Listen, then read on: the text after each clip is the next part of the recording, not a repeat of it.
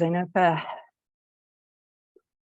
know for many of you it's a Friday afternoon or a Friday evening, so thank you very much for joining us for this information session for Call for Decade Actions number 5, 2023. My name is Alison Clausen and I'm the Deputy Coordinator of the Ocean Decade based here at IOC in UNESCO.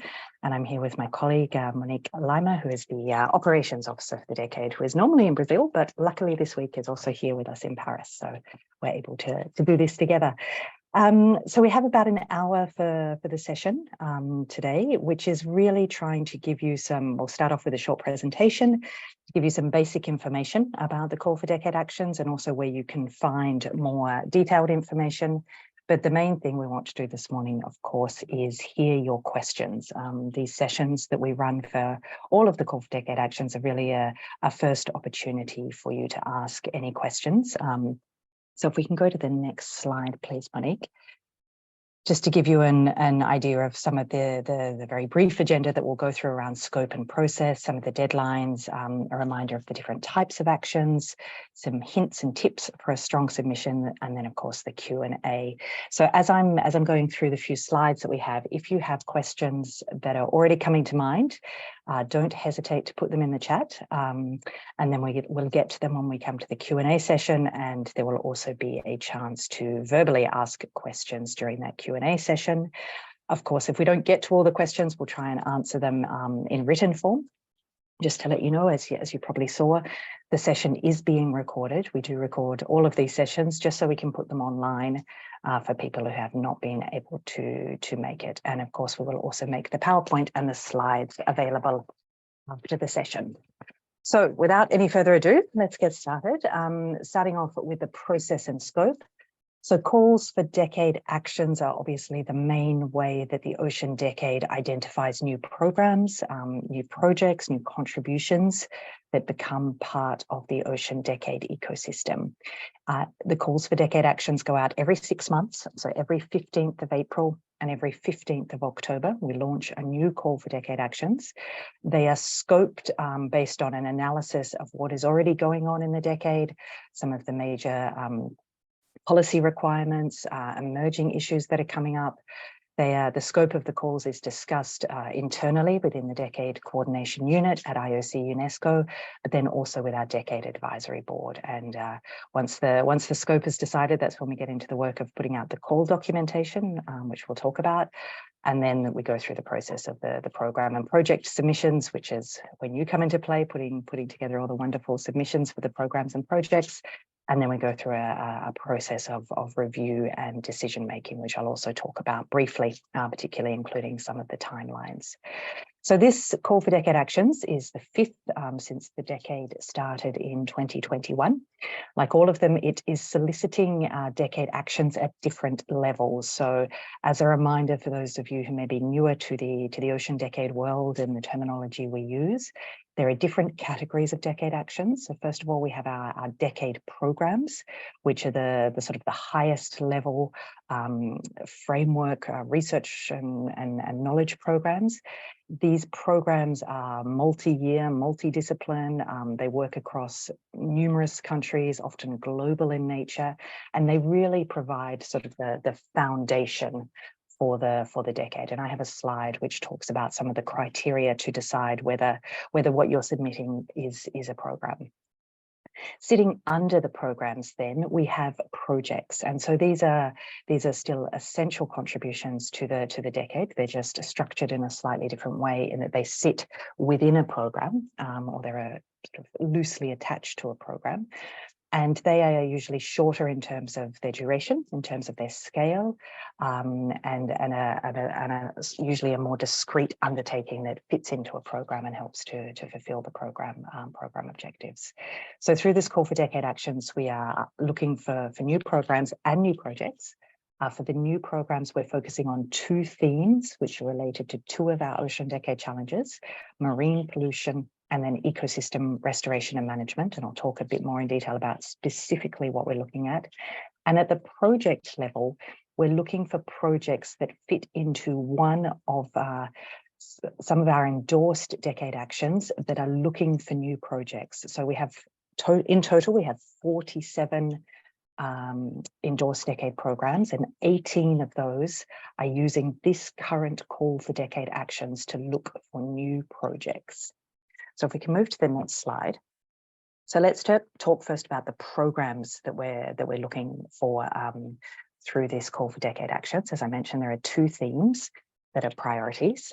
The first of these is around marine pollution, which is challenge number 1 of the Ocean Decade. And we're particularly looking for programs that have a focus on the sub-themes of plastic pollution and nutrient pollution. Now, that is because not only because there are obviously major global initiatives and policy discussions underway about plastic pollution, as well as around nutrient pollution through some of the SDG targets and goals. But we also have a number of projects, so we have a number of smaller scale initiatives that are addressing these issues, but don't have a home, that don't have sort of a coordinating program to sit with. So we're hoping to be able to consolidate and bring some of those smaller projects together under a larger program. The second priority then for decade programs is around challenge number 2, ecosystem restoration and management, which is really all about looking at multiple ocean stresses and solutions to monitor and protect and manage ecosystems and biodiversity. And particularly what we're looking for here is our programs that have a focus on sub-themes of area-based management tools, ecosystem restoration, and multiple ocean stresses. So this again is responding to global policy frameworks, including the new Kunming-Montreal Global Biodiversity Framework, but also again, because we have a number of smaller initiatives that we really want to try and start bringing together under a program to create collective impact. And if we can go to the next slide. So those are the program levels. And I'd really like to really highlight this point that one of the key decisions, if you're thinking about submitting a decade action that you'll need to make and need to think about, is whether you're really operating at the scale of a program or whether it would be more suitable to submit at the level of a project. And so I think it's important here to look at the criteria, some of the parameters we use to decide if something is a program or whether it should be at the project. And I'm insisting on this because this is something that we're seeing really throughout the decade. We understand that the decade has created new terminology, new definitions, and we're trying to be very clear and explicit about how we communicate about this. But we see a lot of fantastic, really valuable submissions coming into the decade as programs, but that when we do our review, we recategorize them to projects. And so it's more efficient, it's more streamlined, it's less work for you as well. If you can really try and articulate and get that clear understanding from the outset, whether you're working at the program level or the project level. And we are also here to help you work through that and analyze and make sure that you're fitting into the right level. But some of the things to think about if you think you are looking at a program, we're really looking for lead institutions that have an international scope. We have the programs need to run for, or have a proposal to run for at least 4 years. As I said, they need to have global reach or at least covering a full ocean basin, multidisciplinary and international teams. We have to have at least some of the budget secured, and that we really see that this is something that has scope to evolve and grow over time, including by bringing new projects into it. So keep some of these things in mind as you're thinking about whether you're really pitching a program or whether you may be better at looking at a project. And so moving on, let's talk about the projects. So as I said, the projects are smaller scale, either geographically or in terms of time, in terms of the number of partners. They're typically we're seeing projects of 2 to 4 years. They can be just national, they can be subnational, they can be international as well, but they don't need to hit all of those same criteria that the programs need to hit. The projects do need to fit under one of the programs, though, or at least one of the programs that is soliciting projects this time around. So these are part of this list here are the programs that are already endorsed that are soliciting projects this time around. And you can see it's a very, very diverse list. So chances are you will find a place to fit in if you're thinking of submitting a project. More details of these programs can be found, of course, on the website, but the important thing to do is look at the annex of the guidance note, because each of these programs has given us a contact person, as well as information on what their priorities are for this particular call. And we really very strongly encourage you to reach out to the contact person and discuss what you're proposing so that you can find the best alignment. If we can move on now, very importantly, let's talk about deadlines. So for this call, first box, the yellow box, what are you submitting? So that's where we need to start making the decision about, is it a program, is it a project, is it a contribution? And I'll talk about the contributions, although they're probably less pertinent for this particular call, this particular Zoom call this morning, I should say. So the programs, if you are looking at a program which is focused on those challenges, number 1 around marine pollution, challenge number 2 around ecosystem restoration, it's relatively simple. There is a form, an online SurveyMonkey form. Read through all the documentation, fill out the SurveyMonkey form, and you need to submit it by the 31st of August, which is the deadline for this call. If you have a fantastic idea for a program that is not focused on challenges 1 or 2, but that you really would like to put it up for consideration this time around, there is a process to do that. So we have an expression of interest, which is a lighter form where you can tell us about your idea, and we will discuss it with our Decade Advisory Board, and then you will be asked either invited to submit it this time around, or we will suggest that you wait perhaps for a future call. But just to note that the deadline for that expression of interest, if you're thinking about a program that is not focused on challenge 1 or 2, is the 30th of May, to give us enough time to look at that and come back to you and say yes or no, you should submit it for this call. If you're looking at a project, again, relatively simple, there is a different form, a slightly simpler form for projects compared to programs, but the same deadline of the 31st of August. And then the contributions, which I'll just talk about very briefly. Contributions are in-kind or financial resources that partners are committing to the decade. This time around, we are actually talking to partners about providing support for coordination of the decade through the development of coordination centres. If this is something that is of interest, we really suggest that you reach out to the Decade Coordination Unit to discuss it offline, so we can help you work through exactly what this would mean and collaborate on developing something that would be a useful addition to the decade.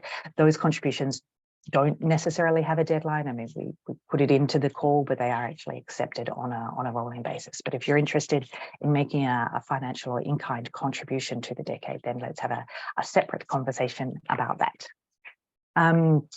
Next slide, please. So this one is just talking about the decision-making processes for the endorsement of the different levels of decade actions. So the programs, being the most complex, being the most comprehensive, they are actually reviewed by the Decade Advisory Board. They go through an expert technical review, but then reviewed by the Decade Advisory Board, which meets 3 or 4 times a year. We've literally just come out of a Decade Advisory Board meeting that we've been holding over the last 2 days that looked at the submissions from the last call. And it's usually a fairly intensive and interesting discussion that the board has about bringing new programs into the decade. The projects go through a technical review, but we really rely on the advice from the programs, of course, for those projects, because we need to make sure that the programs are happy with the rigor, the scientific aspects, the way in which the projects are going to fit within their objectives. But the final decision is also made by the IOC Executive Secretary. Contributions, it's the same thing. And I do want to talk just very briefly here about the 4th box, which is another type of way that you can contribute to the decade, which are the decade activities. These are not solicited through calls for decade actions. These can be submitted at any time, but there is also sometimes confusion about these when we put out a new call. But essentially, activities, as I said, we welcome these at any time. It is a very simple process to request recognition of the activities as part of the Ocean Decade.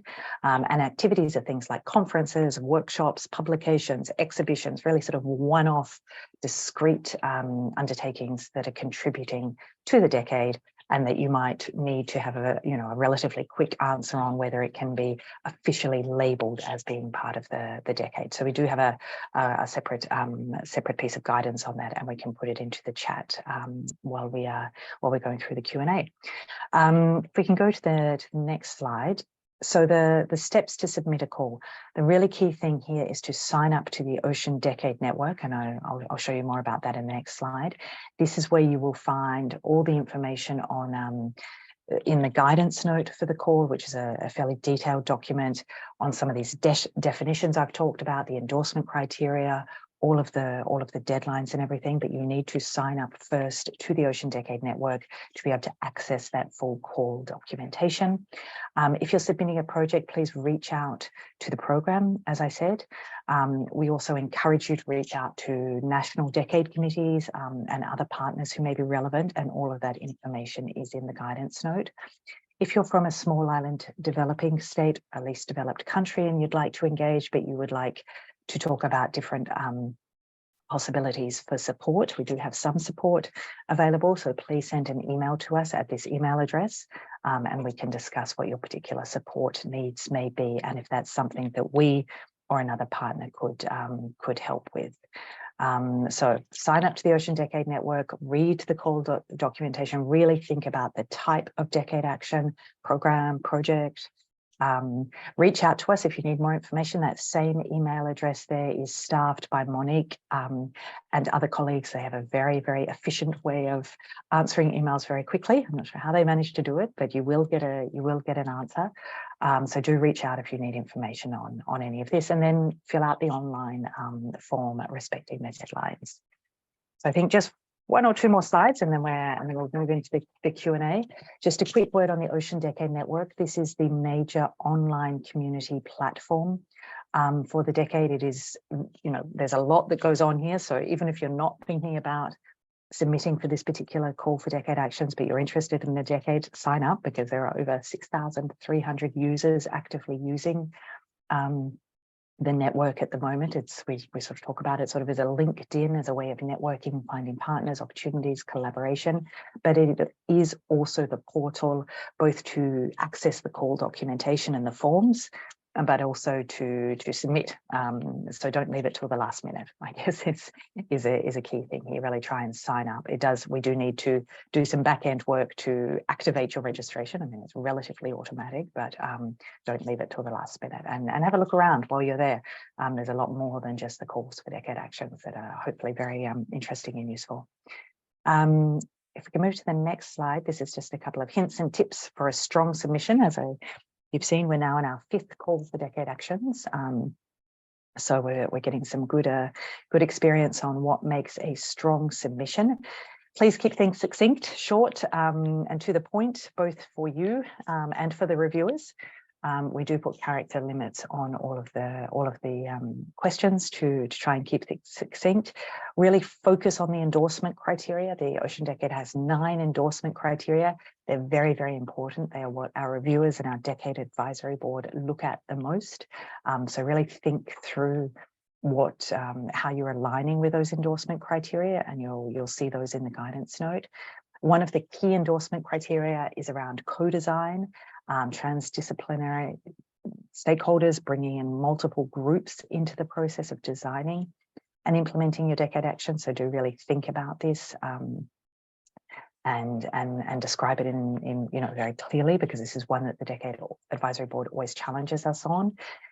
There is room to list your 5 core partners. Please make sure that they're aware that the submission is going in, because we have had instances in the past, actually, when members of the Decade Advisory Board have been listed as partners and they weren't aware of the submission. So that obviously raises some red flags in people's minds. So make sure partners are aware, and then provide accurate information about your financing. I mean, I think we try to be very clear that this is not a funding mechanism. The calls for decade actions and the Ocean Decade itself is not a financing or funding mechanism. It's really a way of bringing you into a global movement, making you part of a global network and helping you find partnerships, collaborations. We hope that being part of this network will help open up doors to new financing opportunities, and we certainly try to matchmake with donors try and open up some of those financing opportunities. But to do that, we really need to understand at a fairly high level what your financing situation is. So it's not something that you're being judged on. It's more something to help us matchmake to potential sources of financing through the project. And then the last slide, contact us. This is, as I said, this is really very, very a very active email address, so you will get an answer. There is a frequently asked questions document, so look there first, but if you still can't find what you're looking for, please do contact us. Please, if you're having thoughts or if you're not quite sure if you're a program or a project, or if you're a project or an activity, ask us, because it's much easier if we get that sorted out first and then point you in the right direction, rather than you wasting valuable time filling out the wrong form, because the forms they go from very complicated to less complicated. So ask us if you'd like help working out where you best fit in.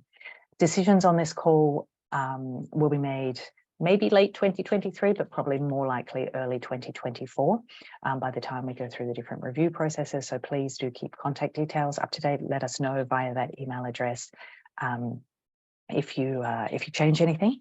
And please make sure that that email address, because this is the one that will be contacting you about your submission, make sure that that email address is either in your contacts list or some filter on it so it doesn't go to spam, because we've had some unfortunate situations in the past where people were wondering why they hadn't heard about their endorsements when the endorsement notification had been sitting in their spam folder. So just something that we like to remind you of. And with that, I think the presentation is done. So thank you for listening. I hope it was useful. I know it's a lot of information, but let's head over to the question and answer session. So feel free to put your questions into the chat box, and also to raise your hand if you would like to take the floor, and Monique and I will attempt to answer all your questions. So we have a couple of questions. Fantastic. So the first one, Professor Tina, what innovation of the world? Okay, maybe this is coming to the point about what happens after the ocean decade, I think maybe. So the decade runs until 2030. In the implementation plan, there is certainly for the decade itself, a series of review processes built into the ocean decade to make sure that it's relevant, to make sure that it's timely, and to make sure that there is a legacy of the ocean decade, including working with endorsed decade actions to help them, those that plan to remain sustainable and have a legacy after the ocean decade. Carol Martinez, what about an iterative and multi-stakeholder decision-making process at a regional level to co-design priorities in terms of area-based management tools? Would it be a program or a project? That could be, that could be a very interesting, again, it depends on the scale a little bit. I can see it fitting into either a program or a project. Certainly, if it was a framework that you wanted to put in place and bring in different partners over time at different levels to contribute, then it could be a program. One of the key things about a program is that we expect you to participate in the calls for decade actions and bring in new projects over time.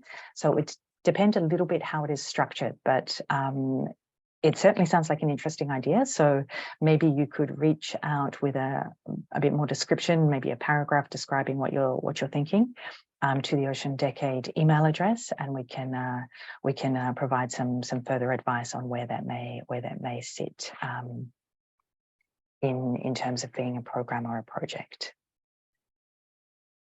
Okay, and I see that Monique has put into the chat the guidance note on the activities as well. So as a reminder, these are the conferences, the workshops, the smaller scale one-off type initiatives that we now have close to 500 that have been labelled as Ocean Decade activities over the last 2.5 years.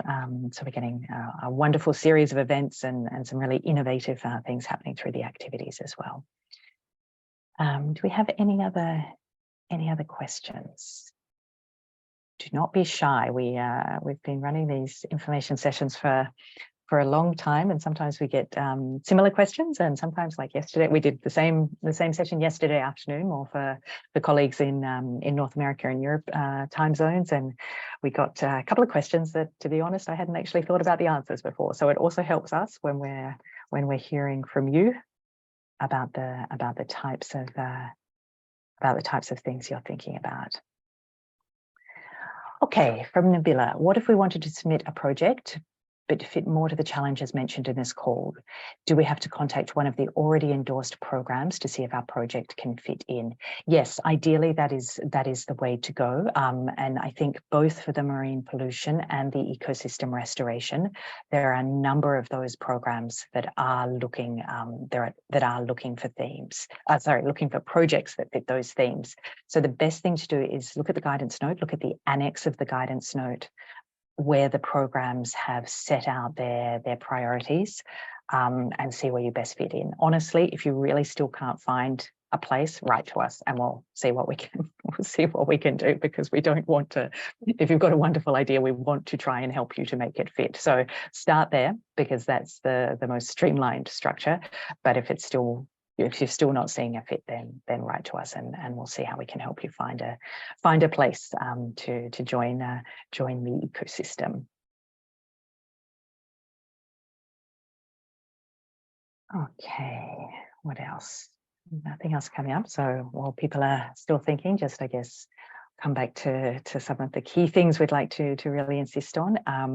Really think about this program project. Contact us if it's not clear. Read the guidance documentation, reach out to people. All of the programs, I mean, those 18 programs have volunteered to be part of this call because they are actively seeking new partners, and they're waiting to hear from you. They get very excited when they see what's coming in, and so they do want to hear from you, and they do want to work with you, as we do, to make sure that there is the best alignment and the best fit possible. Keep your answers short and sweet. Focus on the endorsement criteria. Make sure you think about deadlines. 31st of August seems a long time off, but as we know, these things come around very, very quickly. Sign up to the Ocean Decade Network. Question coming through from Emil. Do you have a sense of the current multiplier effect of getting an endorsement? How big is your reach at the moment? This is a really good question. So we have 47 programs at the moment. We calculated the other day that is involving around 1,200 partner organizations around the world. We have lead institutions sitting in, I think it's 49 countries, so a huge geographic reach. All of the ocean basins are covered, all of the challenges are covered. There are still gaps, and very important, and gaps that need some attention, with lead institutions in least developed countries and small island developing states. So that's where our reach is lowest at the moment. And we're developing throughout the year some specific initiatives to really try and get further engagement there. We have 230 projects sitting under those programs. So it's, geographically and thematically, it is a significant reach.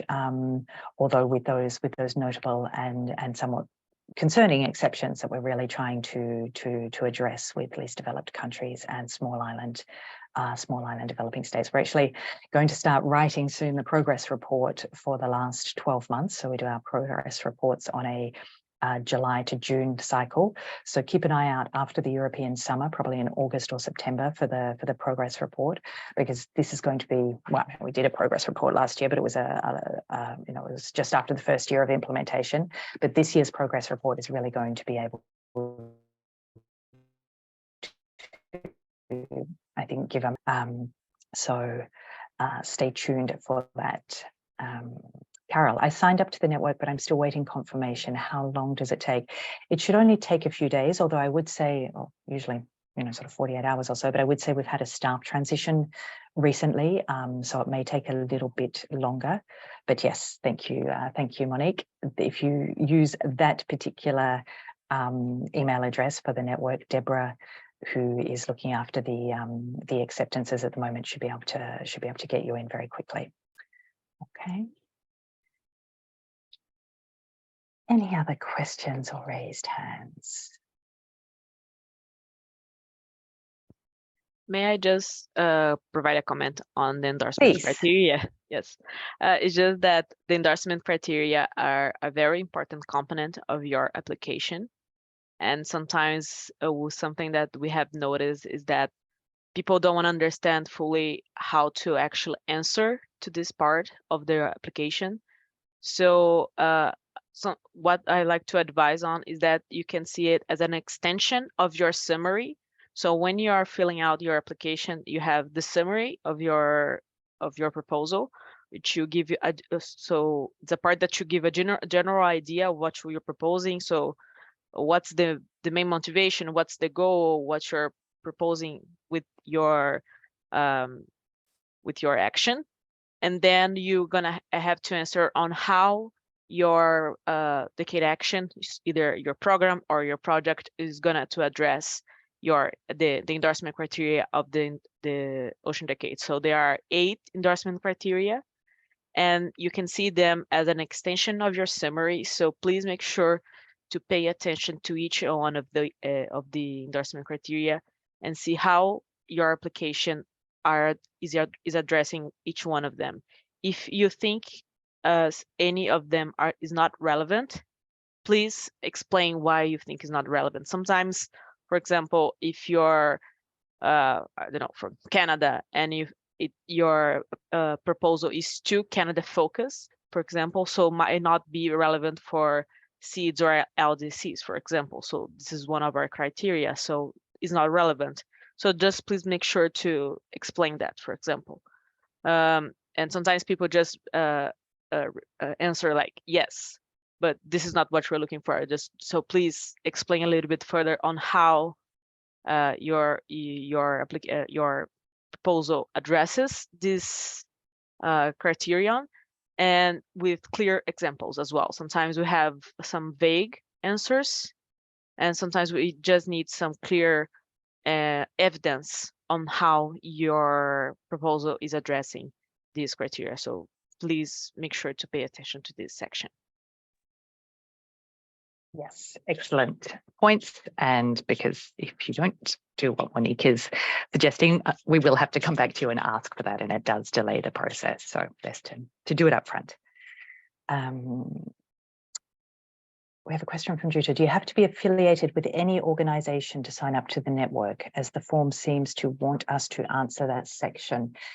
No, normally, no. It's an individual sign up, but I don't remember exactly, Monique. I don't know if you remember if that question is a compulsory question on the sign up form for the network.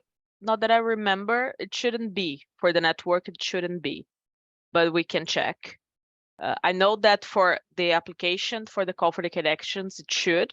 You shouldn't be affiliated to an organization, but for the platform, for the Ocean Decade Network, it doesn't need to. Is not required.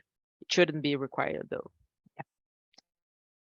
Yes, and we'll look at that, but if for any reason it is showing as required, either we will try and change that, or you could also put student, self-employed, or individual researcher, or something as the affiliation, because certainly the network itself is for individuals. Okay. Okay. Anything else? So this recording will be available on the Ocean Decade Network on the page dedicated to the call for decade actions. The slides will also, or a link to the slides will also be put there. So that is sort of the one-stop shop. That's also where you'll find the guidance note and everything else. I don't see any other questions, which means we were very efficient. So I guess all that remains to say is thank you Thank you for your time this morning, this afternoon, this evening. We really hope that you'll consider thinking about joining the Ocean Decade, either through this Call for Decade Actions or other ways. So again, look at the network. It's a rapidly growing movement.